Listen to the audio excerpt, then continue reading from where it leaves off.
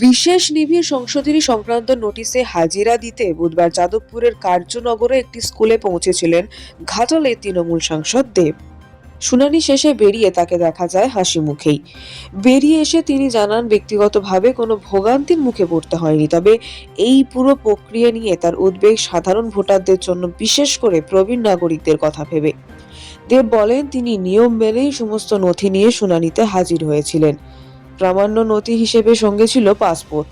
শুনানি শেষে অভিজ্ঞতার কথা জানাতে গিয়ে অভিনেতা সাংসদ বলেন, ভিতরে অনেক ছবি তুললাম, অনেককে অটোগ্রাফ দিলাম, কিছু কাগজে সই করলাম, ব্যাস এইটুকুই।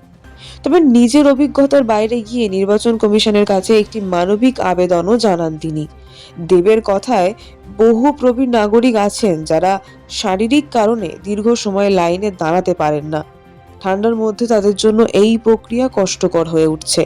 তাই কমিশনের উচিত বিষয়টি আরো সংবেদনশীলভাবে দেখা। তিনি আরো বলেন, আমি কাউকে দোষ দিচ্ছি না, না কমিশনকে না নিজেকে, কিন্তু প্রশ্ন থেকেই যায় যে এই প্রক্রিয়া যদি দরকার ছিল, তাহলে এত বছর পরে আবার ভোটের ঠিক আগে কেন শুরু হলো? 1 বছর আগে হলে কি অসুবিধা হতো? রাজনৈতিক পরিস্থিতি নিয়েও সংযমের বার্তা দেন দেব। তার বক্তব্য, ভোট আসছে বলেই বাকযুদ্ধে রাজ্যের ভাবমূর্তি যেন ক্ষুণ্ণ না হয়, সেদিকে সকলে নজর দেওয়া উচিত।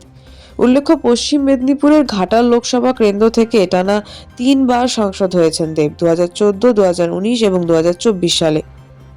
জনপ্রিয় অভিনেতা হিসেবে যেমন পরিচিত, ঠিক তেমনই সাংসদ হিসেবেও রাজ্যের রাজনীতিতে গুরুত্বপূর্ণ মুখ তিনি। সেই কারণে SIR নোটিশ নিয়ে শুরু হওয়া বিতর্ক নতুন করে কমিশনের ভূমিকা নিয়েও প্রশ্ন তুলেছে। তবে সব বিতর্কের মাঝেও দেবের স্পষ্ট বার্তা, দল বা রাজনীতির ঊর্ধ্বে উঠে যেন কোনো নাগরিকের ভোটাধিকার ক্ষতিগ্রস্ত না হয়। So Music Studio.